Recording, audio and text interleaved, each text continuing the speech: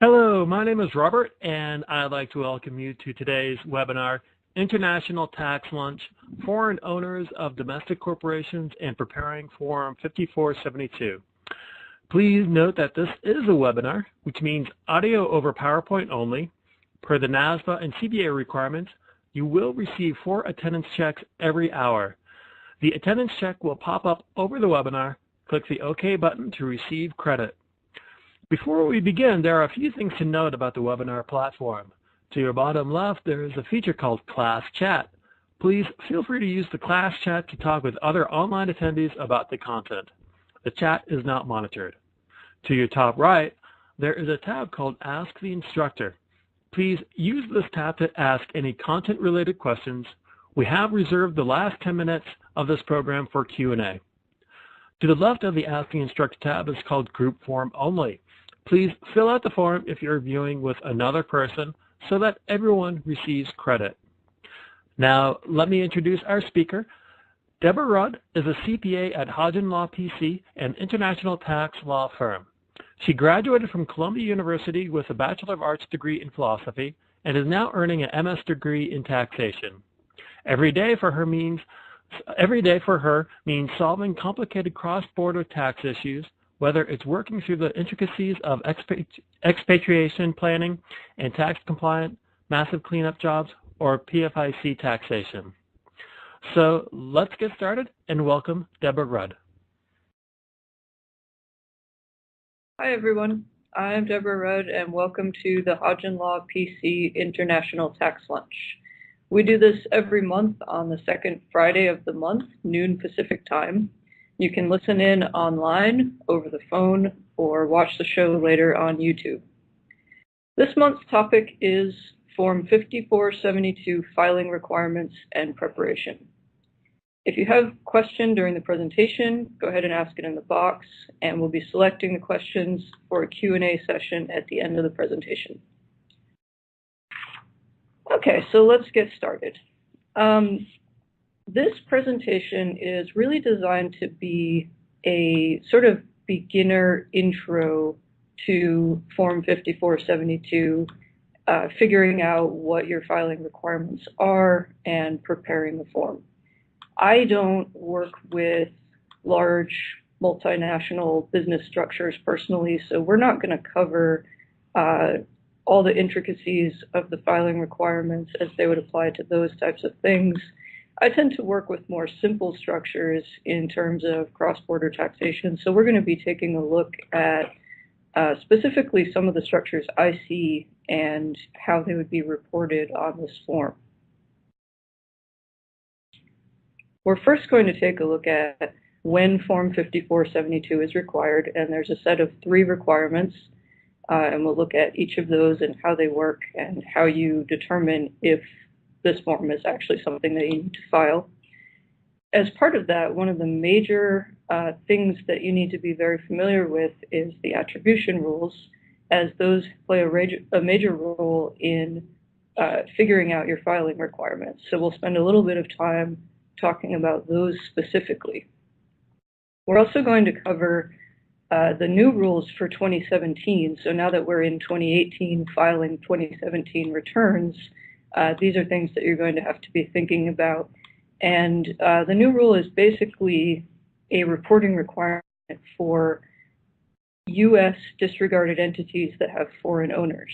So we'll take a look at how those work and how you file this form under those new rules. We will also take a look at the penalties that could be assessed if you file this form late, or if it's not complete, or if you don't file it at all. And then lastly, we will review a scenario and take a look at what triggers the Form 5472 to be required in that scenario, and then go through the work of preparing a Form 5472.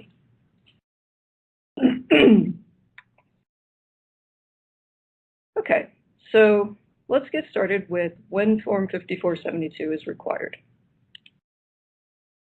This form is required whenever there is a reportable transaction between a reporting corporation and any U.S. or foreign related party. All of those words in bold are specific terms that we're going to define over the next few slides. Let's first take a look at what a reportable transaction is.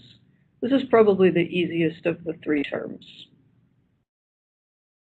This is any transaction listed in Part 4 of Form 5472 for which monetary consideration was paid or received, or part of the consideration was non-monetary, or less than full consideration was paid or received. So really what this means is you take a look at Part 4 of Form 5472 and you see if any of these transactions took place. And typically it's going to be monetary transactions. You'll see things like loans or interest paid or received or rent or compensation. There's a number of other transactions. We'll cover all of them in a moment. And less commonly, you'll see things where part of the consideration is not money or less than full consideration paid or received. But typically, it's just going to be a cash transaction of some kind between the people that are involved. So here's a list starting on slide 7 of all of the types of transactions that are listed in Part 4. Just going to read all of them out. Sales or purchases of stock in trade. Sales or purchases of tangible property that are not stock in trade. Platform contribution transaction payments or receipts. Cost-sharing transaction payments or receipts. Rents received or paid, not intangible property rights. Royalties received or paid, not intangible property rights. Sales, leases, licenses, purchases of intangible property rights. Consideration paid or received for technical, managerial, engineering, construction, scientific, or like services. Commissions paid or received. Amounts borrowed or loaned. Interest received or paid. And insurance or reinsurance premiums received or paid. At the end of this category, there's also an other line, which I didn't list here on the slide because I ran out of room, but it is there. So if there are other types of transactions, you would include those as well. And a lot of these are going to be really commonly seen, especially in smaller business structures where you have, maybe someone has a consulting business, and so the consulting business pays them a salary. So they might have compensation for managerial services or something like that. Or maybe, you have loans between shareholders in the company. So you would have loans to report, interest paid on those loans. So some of these are going to be very, very common even in the smaller business structures that you might see. Next, let's take a look at what a reporting corporation is. There are three things that could be a reporting corporation. One is a 25% foreign-owned U.S. corporation, and the 25% is looked at either as value or voting power. You could have a 100% foreign-owned U.S. disregarded entity, or a foreign corporation that's engaged in a U.S. trade or business. We'll spend the next few slides looking at each of these terms separately and what they mean. In a 25% foreign-owned U.S. corporation, one or more direct or indirect 25% foreign shareholder at any time during the tax year. 25% foreign shareholder has a specific meaning. This means any foreign person who owns directly or indirectly 25% or more of the total value or voting power of the corporation. So when they say a 25% foreign-owned U.S. corporation, what they really mean is a foreign owner owns at least 25% of it. So it's 25% or more. Foreign person has the meaning of, for individuals, someone who's not a citizen or resident of the U.S., and for entities, it's typically going to be where the entity is organized. In determining the ownership of the corporation, You're also going to apply attribution rules. Primarily, these are found under Section 318, but there is a modification where the part of the code section that talks about attribution from corporations uses 50% as a threshold, but for purposes of Form 5472, you replace that with 10%. We're going to go a lot more into the attribution rules in just a little while.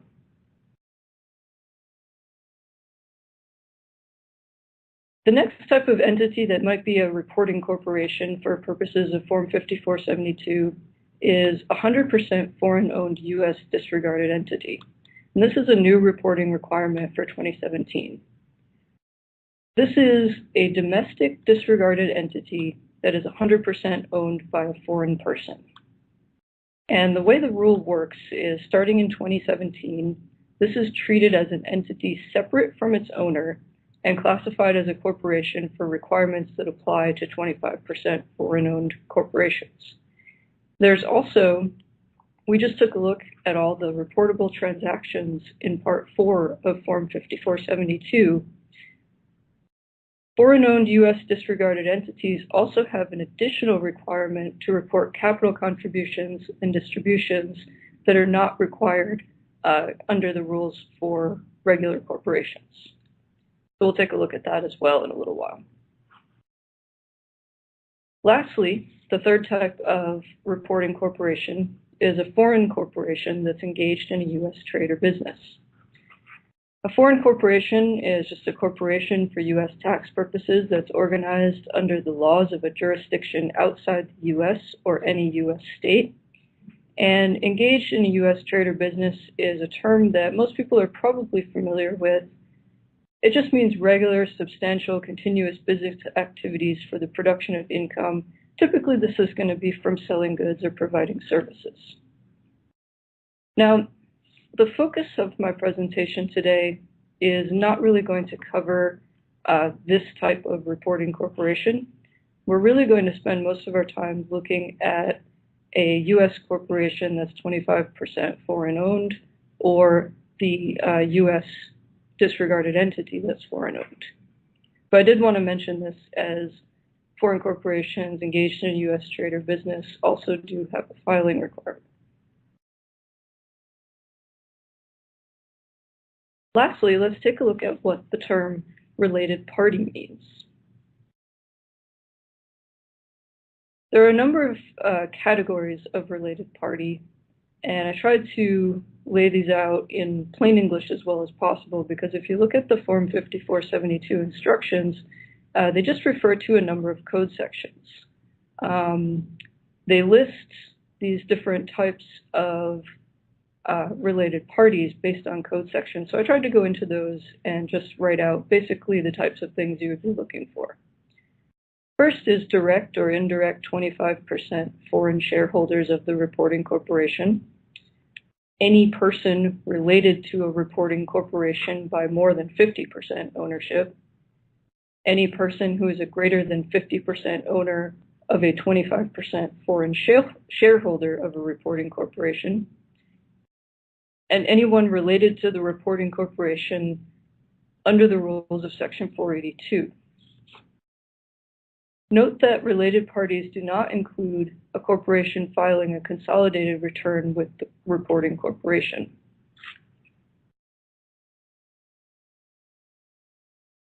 When you're looking at who's a related party, once again, we're looking at that Section 318 attribution rules, and we apply those to the definition of related party, again with the modification of replacing the 50% ownership in corporations with 10%. And note that a related party can be either a U.S. person or a foreign person, either one. If it's a reporting corporation and there's a reportable transaction, if the related party is U.S. or foreign, either way it triggers the 5472 filing requirement.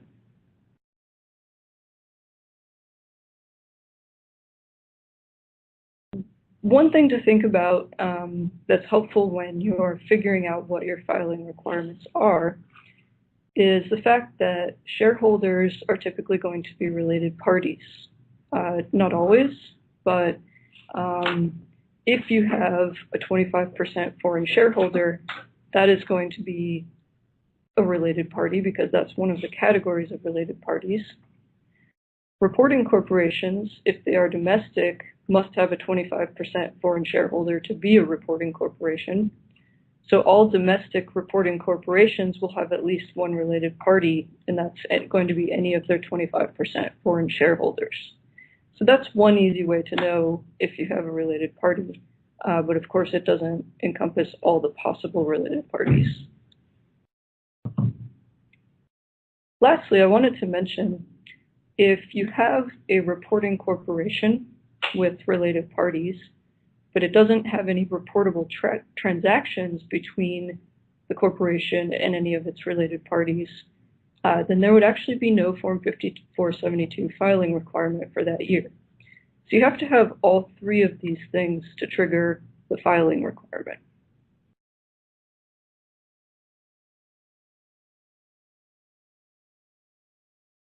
Next, let's talk about the attribution rules. And as I mentioned, these are going to be very important for determining whether you have a filing requirement. If you noticed, I mentioned attribution rules in the context of two things we already discussed. First is you need to know who's an owner for purposes of determining whether you have a reporting corporation. Second, the attribution rules matter because you need to know who's a related party for purposes of determining whether a reportable transaction took place with a related party. The attribution rules play into both of these meanings, so when you're figuring out your requirements, it's very, very important to look at the attribution rules. The main code section that you're going to be looking at, once again, is Section 318. I would actually recommend pulling this code section up on your computer and reading through it many, many times and getting really comfortable with it, because the better you know this, the easier it will be for you to look at a situation and off the top of your head be able to tell, hey, I might have a Form 5472 requirement or probably don't, and it helps make the decision a lot faster.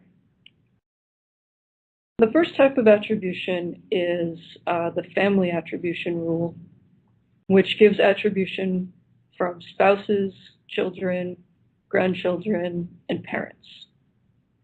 There's also a rule for partnerships and estates, which works proportionately both ways with the partners and beneficiaries. For trusts, it's actuarially both ways with owners and beneficiaries. And for corporations, the attribution goes proportionally both ways with 10% or more shareholders. And again, this is a modification from the Section 318 language, which specifically says 50%.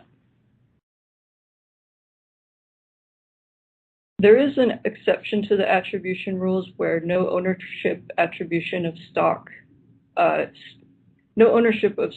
is attributed to U.S. persons, meaning partnerships, estates, trusts, and corporations from foreign persons. So I've just said a lot of stuff about different parties that may be attributing ownership to or from each other, but let's take a look at a couple of examples to see what I'm really talking about. So on slide 23, we have a U.S. non-resident. This person owns 50% of a foreign corporation, and that foreign corporation owns 100% of a U.S. corporation. So this U.S. corporation is going to be a reporting corporation because it has a 100% foreign shareholder. So that foreign corporation, the second tier up from the bottom, is a 25% foreign shareholder of the U.S. corporation. But we can also apply the attribution rules, which say that the non-resident at the top of the structure, because it has a more than 10% interest in the foreign corporation, it's attributed a proportionate share of the foreign corporation's ownership in the U.S. corporation. Ultimately, this means that because the U.S. non-resident owns 50% of the foreign corporation, under the attribution rules, it also owns 50% of the U.S. corporation. That makes the non-resident at the top of the structure also a 25% foreign shareholder under the attribution rules. So we have two 25% foreign shareholders in this structure. And then also, if you look at the related party rules, both of these, the foreign corporation and the non-resident, are both going to be related parties as well. So we have a reporting corporation, we have related parties, and if there are any reportable transactions between the U.S. corporation and either the foreign corporation or the non-resident at the top of the structure, then those would need to be reported on the 5472.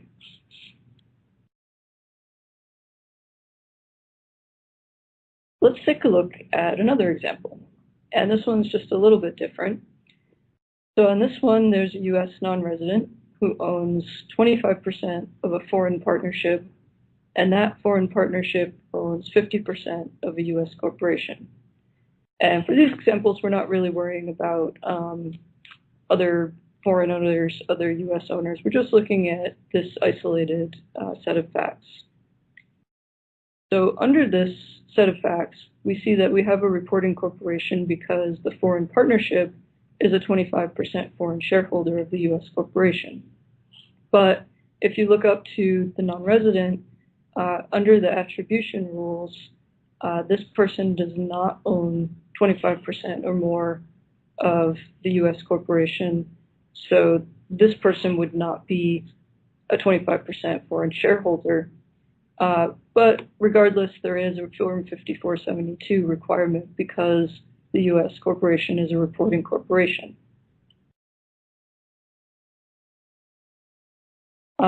And then when you look at this under the related party rules, the foreign partnership would be a related party, but the U.S. non-resident at the top, they would not be a related party. So really in this structure, you would be looking for transactions between the U.S. Corp and the foreign partnership for reporting on the 5472. One of the probably the most difficult part of preparing the Form 5472, at least from my perspective, is really understanding all the ins and outs of the attribution rules. If you were approaching this with a new project, you're looking at a U.S. corporation, you know there might be foreign owners, there might be related parties, there might be transaction between the corporation and those related parties. The way I would approach this would be, first of all, to understand who are all the owners of the U.S. corporation. And that means more than looking at just one level up from the U.S. corporation. That means looking at everyone who might be considered an owner under the attribution rules. Mapping it all out and determining under all the attribution rules who's a 25% foreign shareholder of the U.S. corporation. If you have that, then in that case you have a reporting corporation. So then you would need to look and see who are all the related parties. Lastly, you would need to look for, are there reportable transactions between the foreign corporation and any of these related parties, or sorry, between the U.S. corporation and any of these related parties, and if so, then you're going to be preparing Form 5472.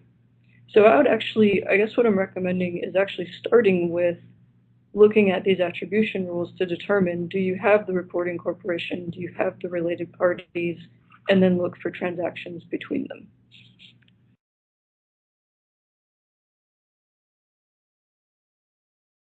Now let's take a couple minutes to look at the new rules for 2017 for disregarded entities.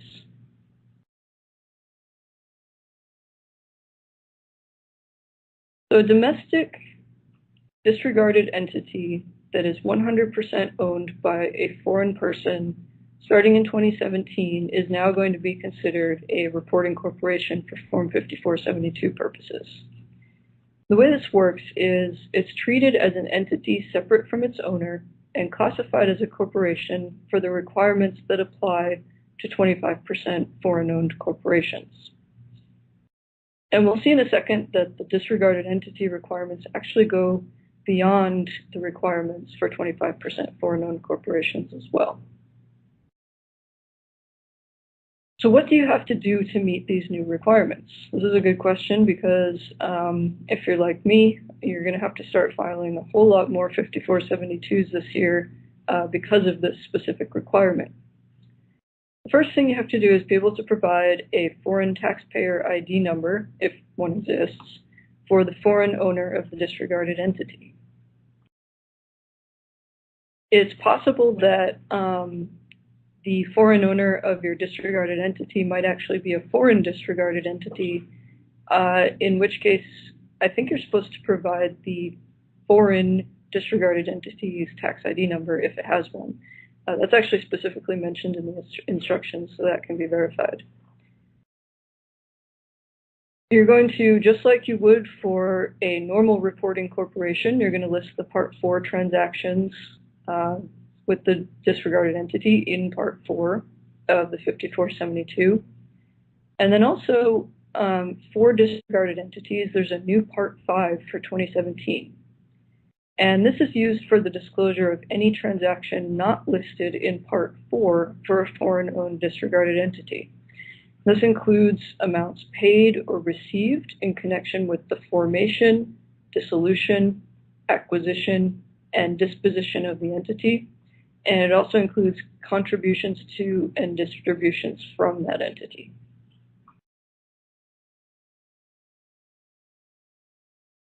Part 5, I've actually included a little snippet of that here on slide 28, and it requires a create your own attachment.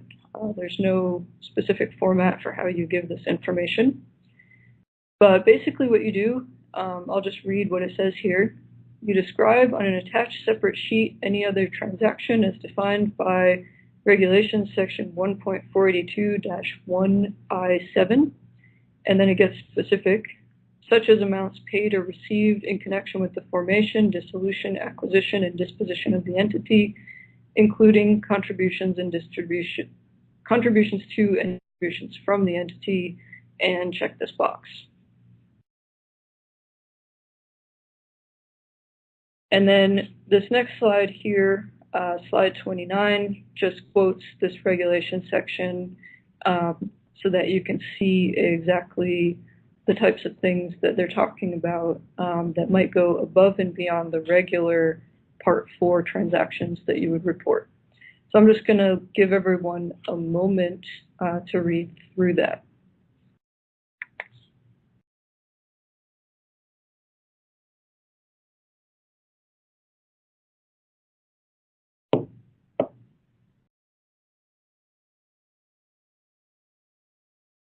Okay, so you can see from looking at this that it really is, for the disregarded entities, the reporting requirements really do go a little bit beyond what you would see for the corporation reporting.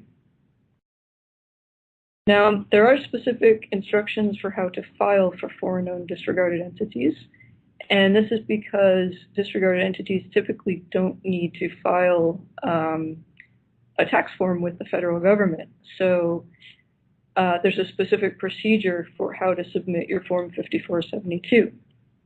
And what you're going to do is file a Form 1120, and you fill out the name and address of the foreign-owned disregarded entity, fill out only items B and E at the top of page 1. You write foreign-owned U.S. disregarded entity across the top, and then you attach your completed Form 5472 to the 1120, and you send it either by fax or by mail to a specialized IRS address in Kentucky, and you cannot e-file this for disregarded entities. You can e-file it for the other types of requirements, just not for the disregarded entities. And if you pull up an 1120 and you look at this list of instructions here, you'll see that there's very, very little information you're including on the 1120. You're not filling out information about its income or anything like that. You're only pretty much using it just to submit the Form 5472. It's going to be a mostly blank form if you're filing it for this purpose. Okay. Next, let's move on to penalties. So if you fail to file a Form 5472, if you file it late, or if you file a substantially incomplete form, there's a $10,000 penalty. Now, personally, I wouldn't say that I am by any means qualified to talk a lot about what substantially incomplete means, but as I understand it, it's generally failure to report significant transactions or failure to report a large amount of the transactions. So really, the best thing I can say to meet that requirement or to avoid the penalty on that requirement is to really, really do your best in terms of providing a complete and accurate form. There's also a potential $10,000 penalty for failure to maintain records under Regulation 1.6038 Cap A-3. If you check out that regulation, there's some fairly extensive record-keeping requirements, but for the most part, they're the typical types of records you would need to maintain for filing a tax return anyway. But go ahead and take a look at that regulation if you want to get more detail on that. There's also a $10,000 penalty for continued failure for each 30-day period after IRS notification. So if you did not file this form, the IRS sends you a notice saying, hey, submit this information, and you don't do it for 30 days, and then you don't do it for another 30 days, those $10,000 penalties will continue to add up.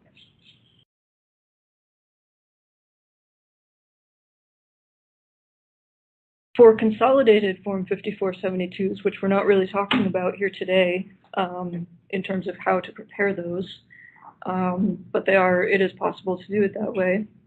There's a separate $10,000 penalty for each group member corporation, and each member is jointly and severally liable for those penalties. There are also some possible criminal penalties under Section 7203, 7206, 7207. I'm not going to really cover those, but just be aware that they are possible.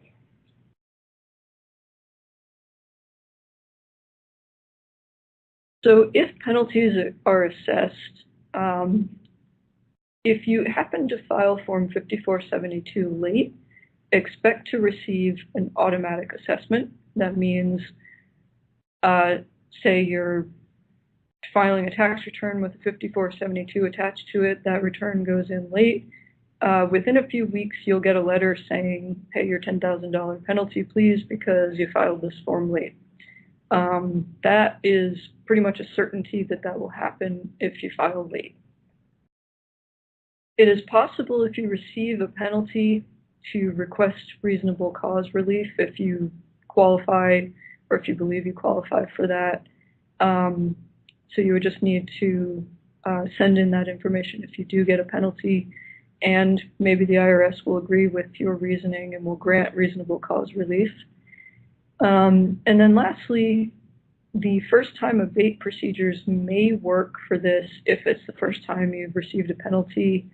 I don't know that these procedures are designed for this type of penalty, but it does not hurt to ask, and you may get the benefit of doing so.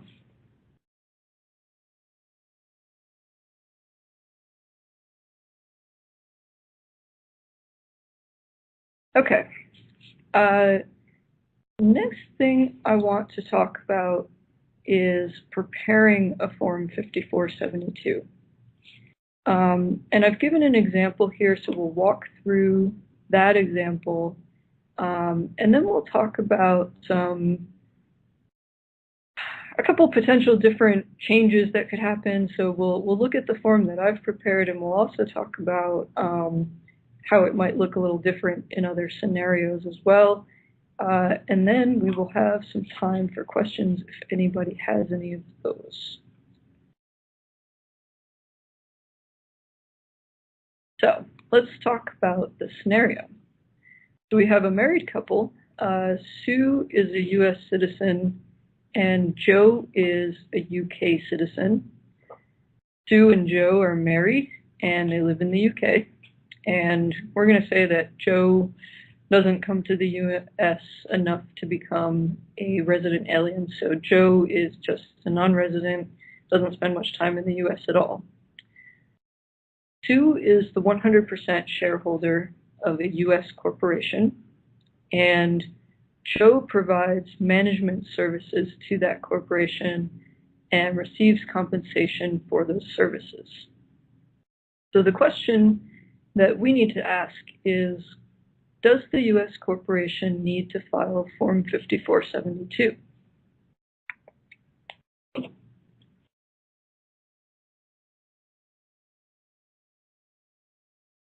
So we're going to look at these three questions that are hopefully by now starting to get a little bit more familiar. The first is, we need to figure out if this is a reporting corporation. If it is, then we need to know if there's a transaction with any related parties. And then lastly, we need to know if the answer to that second question is yes, then is the transaction a reportable transaction? And if all three of these things, the answer is yes to all of these, then we're going to be preparing a Form 5472. And brief spoiler, the answer is yes to all three of these, but let's see why. So the company is 100% owned by Sue, and under Section 318A1, Sue's ownership of the company is attributed to Joe because Sue and Joe are married. Joe is a non-resident alien of the US, and Joe is a 25% foreign shareholder because he's not a US resident, and he has attributed all of Sue's ownership, so 100% of the company, which makes him a 25% foreign shareholder. And so there's a US corporation with a 25% foreign shareholder. So the answer is yes, it's a reporting corporation. Next, we need to look at whether there's a transaction with a related party. So we can start with the fact that Joe is a 25% foreign shareholder. Related parties include 25% foreign shareholders. Joe was paid compensation for management services, so that compensation would be the transaction we're looking at, and Joe is a related party because he's a 25% foreign shareholder, so yes, we do have a transaction with a related party.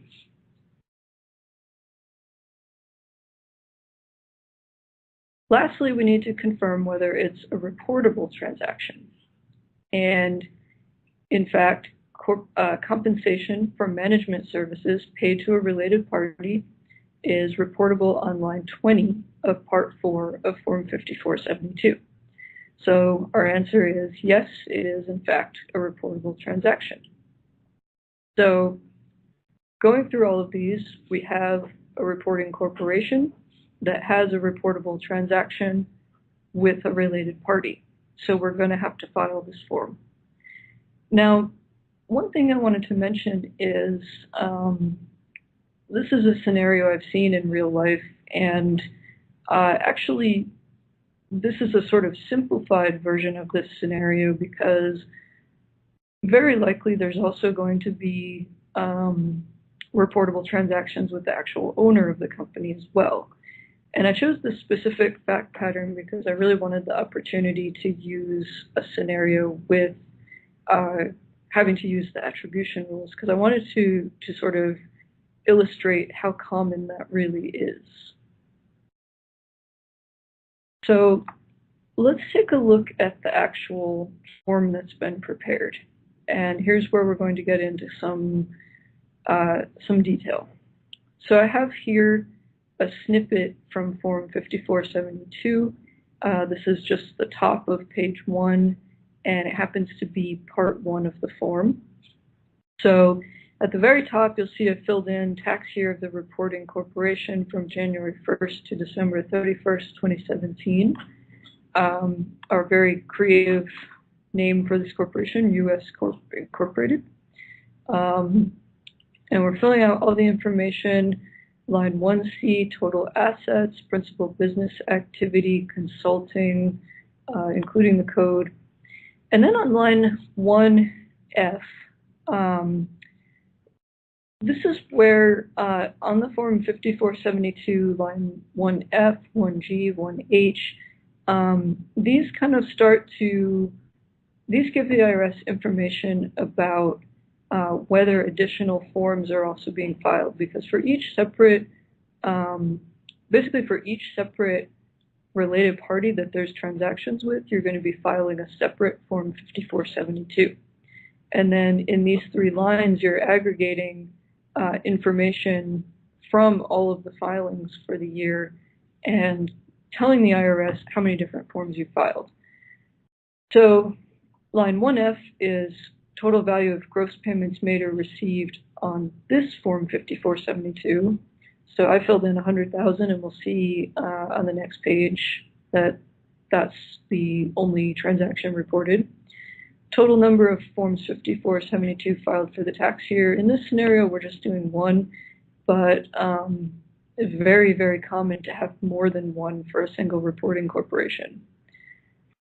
And then total value of gross payments made or received reported on all form 5472s. And because we're only filing 1 and there's only 1 transaction of 100,000, our total is also going to be 100,000. So this is a U.S. corporation. So line 1J, country of incorporation, United States. Corporation files as a resident in the United States, and in our fact pattern, business is going to be primarily conducted in the United States. Next, moving on to line 2, where it says, check here if at any time during the tax year, any foreign person owned directly or indirectly at least 50% of the total voting power of all classes of stock of the reporting corporation, or total value of all classes of stock of the reporting corporation.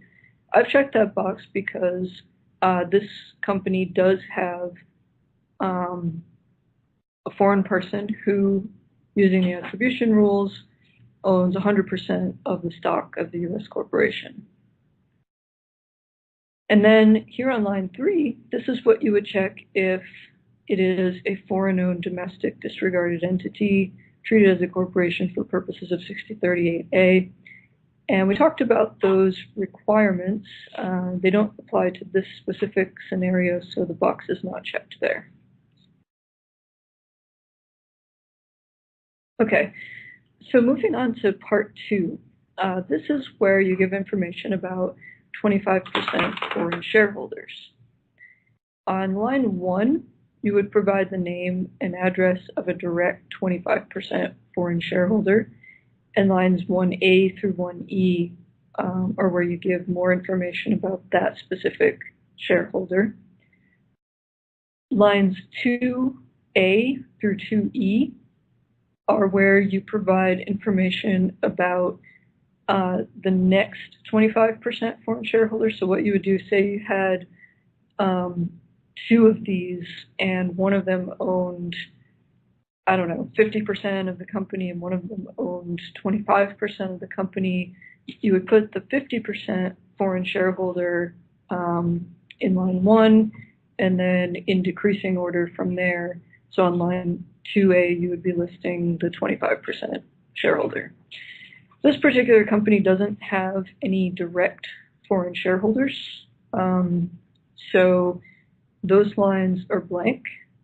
But on line 3A, we did list Joe from our scenario as the ultimate indirect 25% foreign shareholder. So lines 3 and 4 are for foreign shareholders who are not direct owners. So Joe doesn't have a U.S. tax ID number, so that is left blank, but we do have to create a reference ID number for him. And there's some very lengthy instructions about these. Important thing to remember is if you assign a reference ID number to a person or to an entity, just continue to use that reference ID number that you assigned the first time. Don't change it year to year. It's supposed to be something that you use to identify that person. Foreign tax identification number, I made this up. So you would need to fill that in if you have one, and you can check the instructions for that. If you don't have one, that's fine, but if you do, you are supposed to put it here on the form. And then Joe conducts his business in the UK. His country of citizenship is the UK, and he files a tax return as a resident in the UK. Now in part 2, there's also in the instructions, if you have anyone listed on lines 3 or 4, you're supposed to include a statement attachment describing their ownership of the company and how it's attributed to them. So I have that that we can take a look at in a couple of slides.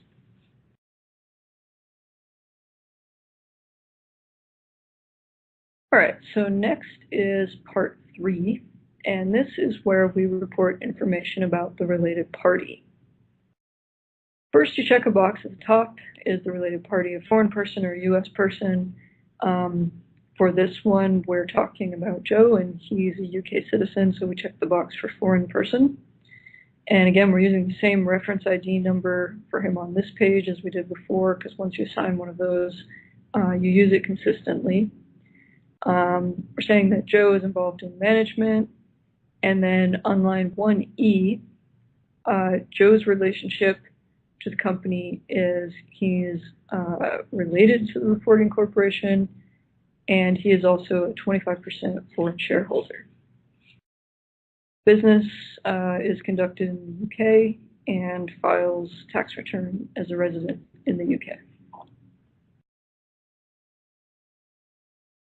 Next is part 4, and this is where you'll find all of those reportable transactions. Basically, this is your list that you're working from if you're looking for, do I have reportable transactions with related party?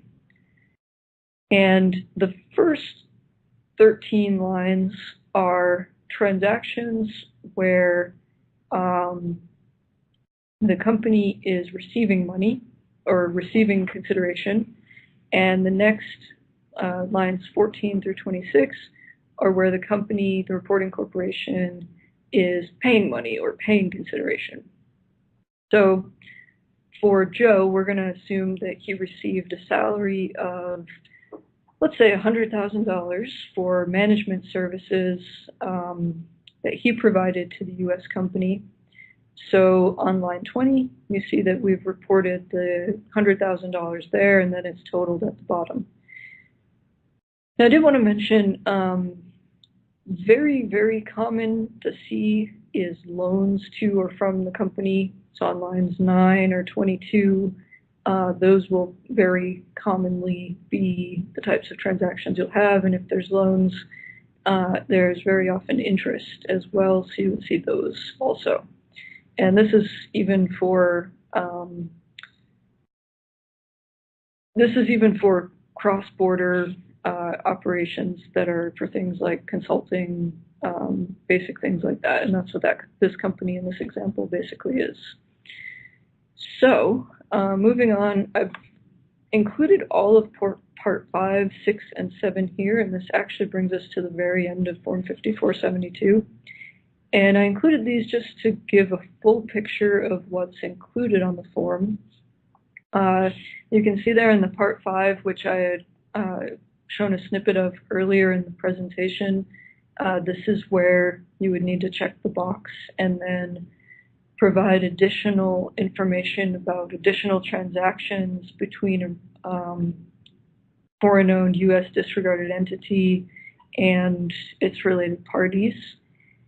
And then in part 6, this is where you would provide information about non-monetary and less than full consideration transactions, which are entirely possible but don't happen to be in our fact pattern. And then lastly, in part 7, there's some additional information to report here. Personally, I've never filled out a Form 5472 that had yeses to any of these questions, but you definitely should go through them and check into these requirements if any of these do apply to what you're reporting.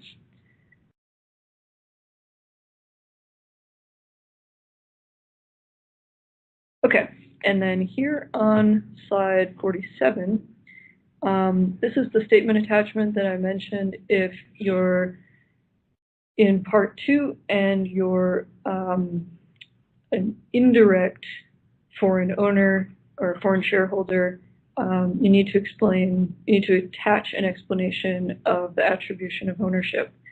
So wrote out a very brief explanation here of why Joe is a 25% foreign shareholder. So that's why his name is listed on lines 3A and 3E. And you would need to do this for anyone listed there.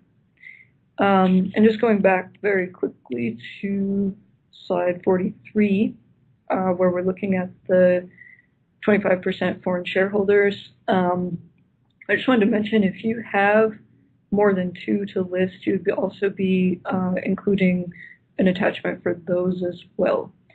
So depending on the ownership of the company, you might end up with a statement attachment for a number of shareholders, and then also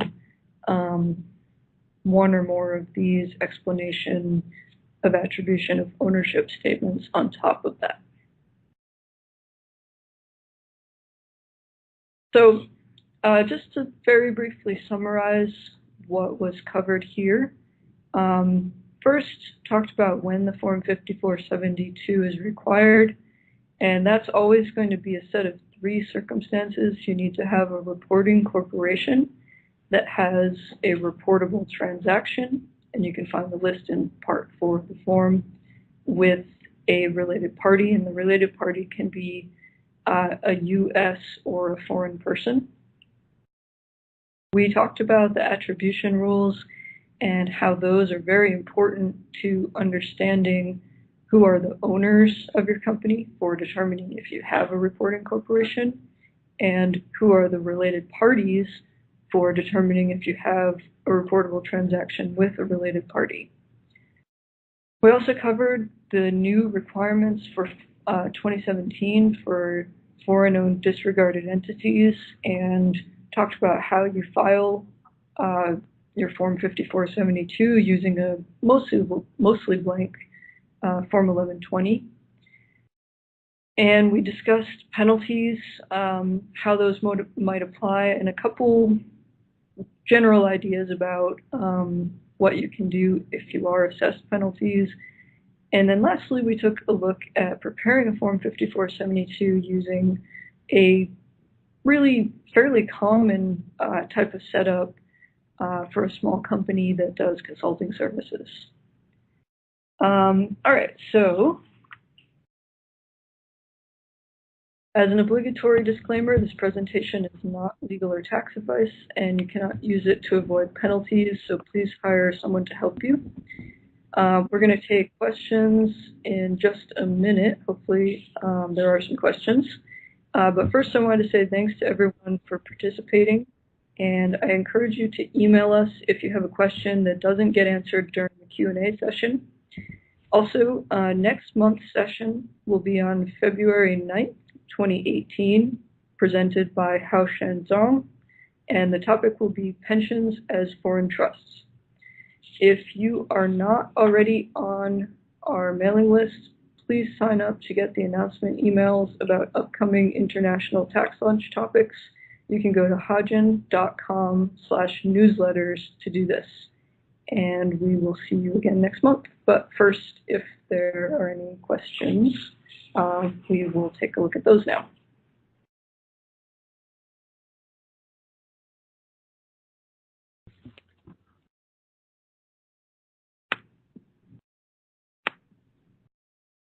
Okay, and it looks like we do have a couple questions here. So I'm just going to take a second and look at what these say. All right, so the first one, if the U.S. disregarded entity is owned directly by an individual foreign owner, does that person need an EIN or an ITIN to make the 5472 filing? So I believe the answer to this is that the U.S. disregarded entity should have its EIN, but the individual foreign owner wouldn't. The individual foreign owner, if they need to file a U.S. tax return, would need the ITIN. But what they're looking for if you don't have a U.S. tax ID number is to provide a foreign tax ID number. And the instruction they give for that is provide a foreign tax ID number, if any. So if you don't have one, if the country doesn't issue one, then in that case you're not required to provide that information.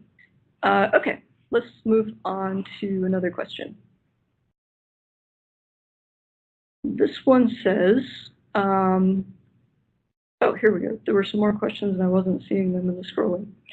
Okay. If the disregarded entity was formed prior to 2017, should the amounts of contribution be disclosed in year 2017 Form 5472? And I don't know this answer for sure, but I think that it only is looking for contributions in the tax year because it's looking for reportable transactions that took place in that tax year.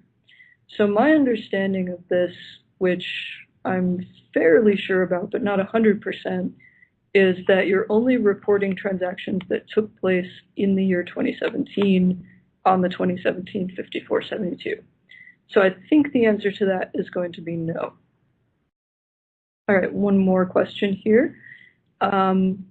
Where a foreign person owns a foreign corporation solely owned that has a check the box election and is engaged in a U.S. trade or business, will a 5472 be required? That's a good question. And that one, again, this was one that I'm not 100% sure of, but I think it is going to be no 5472. And I could be wrong about that, but if the foreign corporation is a disregarded entity, so it's a foreign disregarded entity that's engaged in U.S. trade or business, and that's an individual human being that owns that disregarded entity, my thought on that is that a 5472 would not be required in that case. It looks like I'm not going to be able to hit every last one of these questions. I'm looking for another one. Okay, here's one that someone asked. Can the disregarded entity file an extension using Form 7004? That, I believe, is possible. That was something I was going to be personally looking into in the very near future. I believe that is possible. I'm going to be personally confirming that, so if whoever asked that one wants to email me separately, please go ahead and do that, because I'll be looking into that to confirm. Robert, it looks on my end like we're about out of time. Should I keep going, or? Unfortunately, I know that we have quite a few questions here, but it is 1 o'clock Pacific time, which is the official end time for this webinar. But can they email you the questions, Deborah? Yeah, that would be great. If anyone wants to email me, please do, and we can continue the conversation. Fantastic. Well, I'd like to thank Deborah Rudd and everyone attending online. Certificates of completion will be available for download within 3 business days. Thank you all for joining, and I hope everyone have a